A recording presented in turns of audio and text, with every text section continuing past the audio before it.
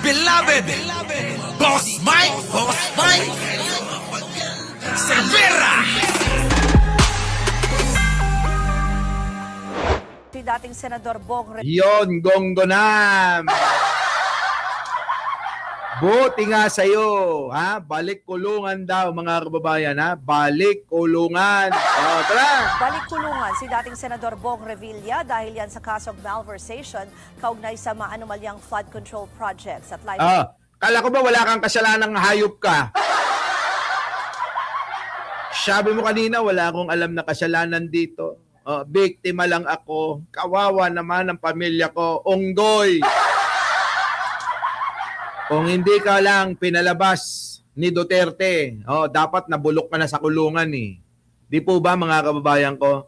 Alam nyo, sa totoo lang, dapat itong mga ito, pinapiring squad sa harap ni Bonifacio. Oo! Di ba mga kababayan ko? Diyan sa monumento, ito yung mga ganitong klaseng mga politiko. Ang dapat pinaparusahan ng firing squad. Pag ako naging presidente, tandaan nyo,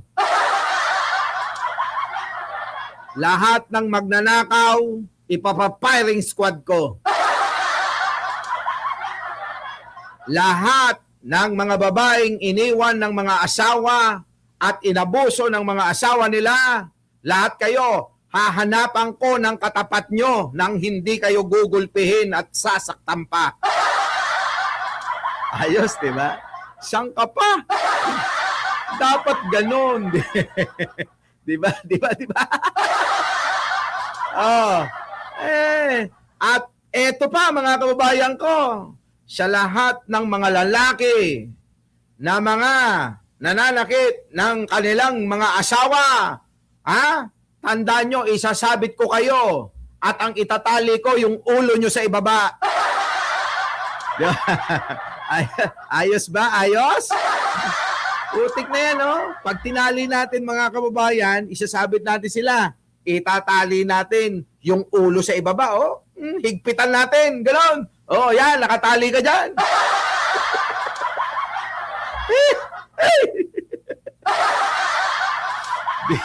Walang pakinabang. Yung mga, baka sabihin nyo, Boss Mike, bakit naman yung mga, yung mga lalaki lang yata ang papahirapan mo.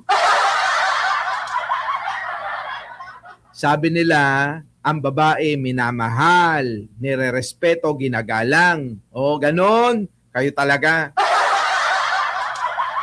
Di ba? Kapag kababae, ididemanda lang.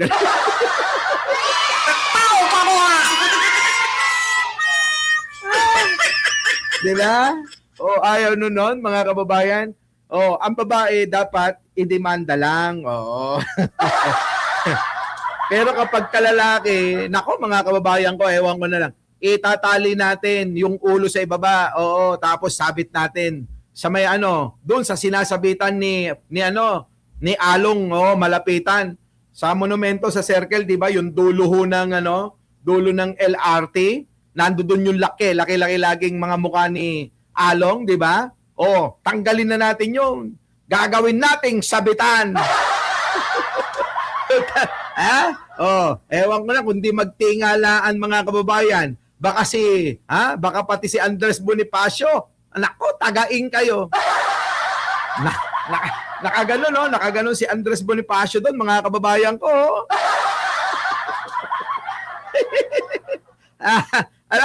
Di ba? Tatagain kayo noon, sabi daw ni Andres Bonifacio. Ito ba ang aming pinaglaban at binuwis ang aming buhay para sa ating kalayaan? Bakit ganito ang kinahinatnan? Di ba? Dito na tayo. Walang yan na yan.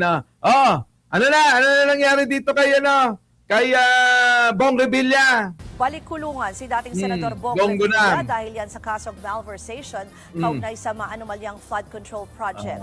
Di mayroon ngang kasalanan, may ebidensya. At mula sa Quezon City, may expert report si Gio Robles. Gio, nasa na ba sa mga oras na ito ang dating Senador Bong Revilla at kamusta ang naging pagharap niya sa korte kanina? Yan.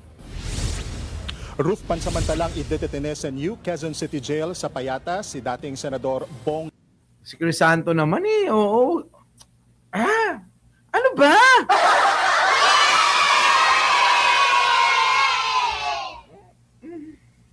Okay nga. Oo.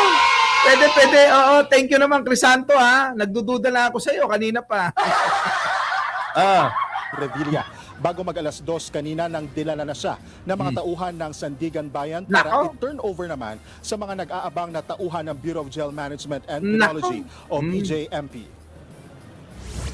Mismong si Interior Secretary John Vic Remulla ang naghatid kay Nako. Revilla dito sa Sandigan Bayan. Pasado alas 10 kanina nang dumating ang convoy ng DILG at Philippine National Police na lulan ang dating senador mula sa Camp Crame. Nako. Kasama ni Revilla Wala nang tulog yan mga kababayan ko. Oo. Sino kasama? Si Lani Mercado. mga anak nito na sina Cavite 1st District Representative Jolo Revilla Ah. at Agimat Party List Representative Brian Revilla. Kita nyo mga kababayan, puro politiko. Tapos sasabihin, pagdasal yung mga anak neto. Mga kababayan ko, yung mga anak niyan, mga kababayan, puro mga nakaupo sa pwesto. Mga kababayan ko, isipin nyo, baka mga nagnanakaw din yan eh. Di ba? Sabi nga nila mga kababayan, kung anong gawain ng ama, yun din ang gawain ng anak. Halimbawa na lang natin, si Digong, tignan nyo, magnanakaw yung pagmumukha nun. Tignan nyo naman yung mga anak. Di ba? Walang naidulot na mabuti sa bansa. Halos hindi mapaghiwalay ang dating senador at asawa nito na si Cavite 2nd District Representative Lani Mercado na maluhaluha sa ilang punto. Ang dadrama nyo!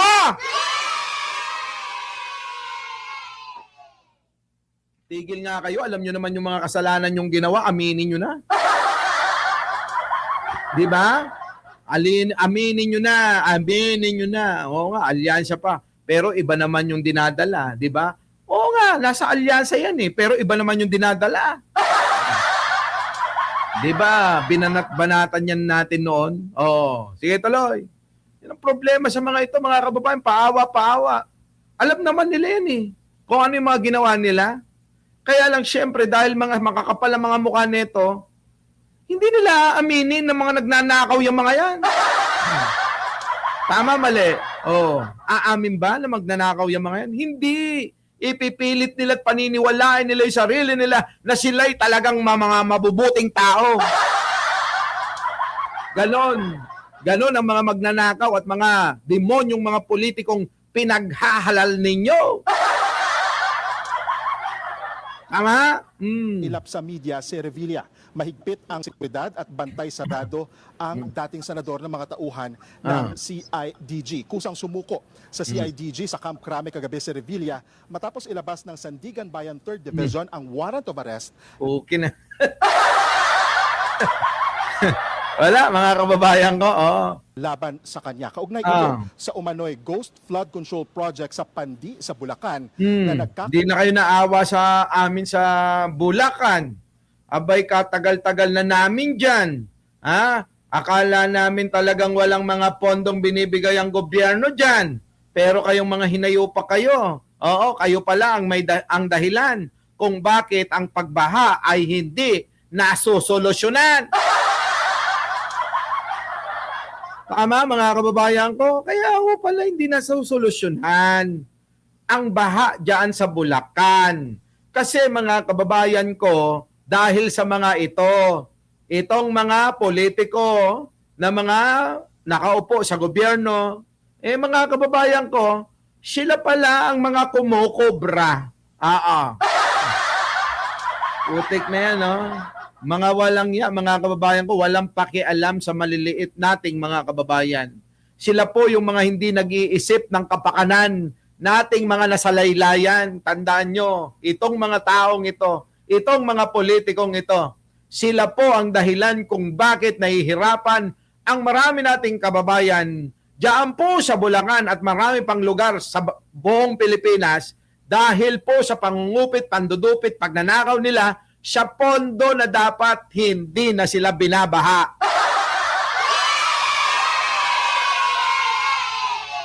Tama, mga kababayan. Oh, sige tuloy. kahalaga ng 92.8 million pesos. Bago dalhin sa New Quezon okay City na. Jail, nagpiyansa muna ng 90,000 pesos si Revilla para naman sa kasong graft sa 4th Division ng Sandigan Bayan. Pansamantala munang idedetene sa New Quezon City Jail si Revilla matapos maghain ng motion to transfer ang legal counsel nito na manatili siya sa PNP Custodial Facility. Pero nitong January 6 pa, sumulat sa Sandigan Bayan si Acting PNP Chief Jose Melencio Nartate sa Sandigan Bayan, kaugnay sa apela naman ng PNP sa korte na pag-isipan o reconsider ang paglabas ng commitment order at kung itutuloy man ang pagdetene ay wag muna sa PNP Custodial Facility.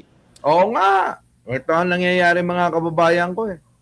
Kapag ka-politiko, mga kababayan ko, ikukulong nila dyan sa PNP facility. At sa kustodiya ng PNP, mga kababayan ko, para silang nagbabakasyon lang eh. Alam nyo ba yon? Alam nyo ba yon, Tato? Alam mo ba yon? Crisanta? Alam mo ba yon? Ana Brena? Oo, kapag ka nasa PNP ka, para ka lang nagbabakasyon sa probinsya nyo.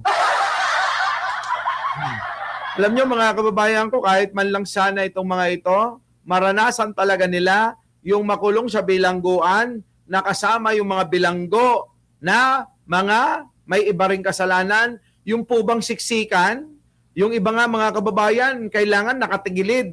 Oo, pag natulog, oo. Diba? Lalong-lalo na dyan sa mga city jail, mga kababayan ko, no? Oo, sabi nga ni Paynabio naka-aircon pa, may electric fan pa. Meron pang laptop, kita nyo, may TV. May refrigerator, mga kababayan ko. Saan ka pa?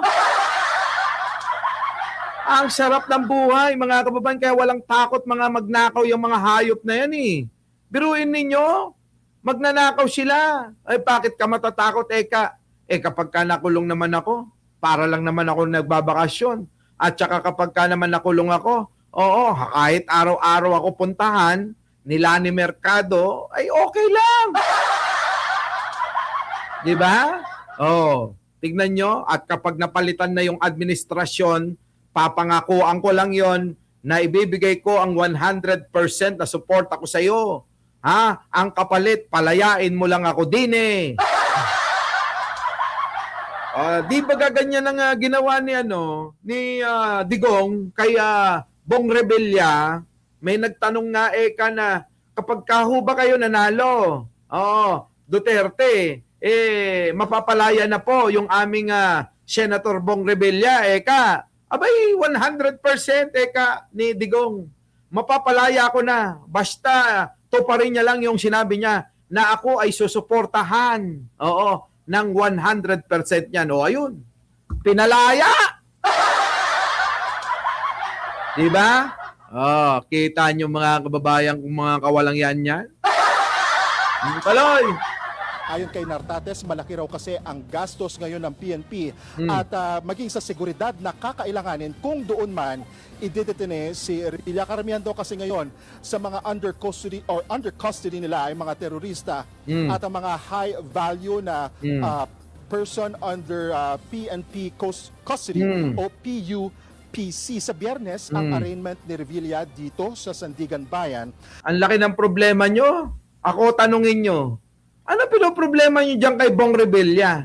Kung sa Quezon City ang sinampahan ng kaso, dyan sa Quezon City Jail. Anak ng tinapanayan. Hayaan nyo na maranasan ng kung paano makulong sa kulungan ng mga ordinaryong mga bilanggo.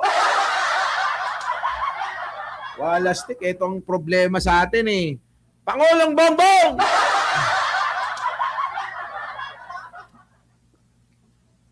Hindi ba pwedeng ganon? Di ba? Paano matututo yung mga yan at paano yung mahihirapan, paano mapaparusahan kung hindi nila mararanasan ang totoong nasa kulungan? Kung ang ikulungan, gagawan nyo ng sarili nilang kulungan, ay nako! Di ba mga kababayan ko? Oh. Kung si Jinggoy siguro, baka magpresenta pa yon. Si Jinggoy kaya, mga kababayan ko, kapag ka ito nakulong, anong gusto mo? Saan? Sariling kulungan o sa city jail? Sa city jail! Putik na yan, baka magpresenta pa yan. Doon ako! Diba? Doon ako! Please! Putik na yan, mga kababayan ko. Walang problema. Libre lahat, sa dami ng pera ng mga kababayan na ninakaw din, nako. Pangyosi lang yung mga yun. Diba? Malamang mga kababayan ko, baka malibre na. O bakit kanyo? Mga sabik din yung mga yun. Siguro imbis na ang tawag natin sa kulungan ay impyerno, para sa atin yon. Ang kulungan ng city jail ay impyerno, para kay Jinggoy, paraiso yon.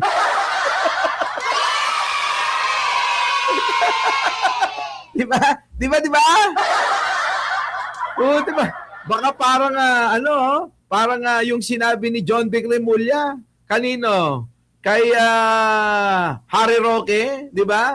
Nung pumunta ng Amerika, nung nakita mga kababayan yung mga naliligo na nakahubot-hubad, sabi ni Roque, I'm home.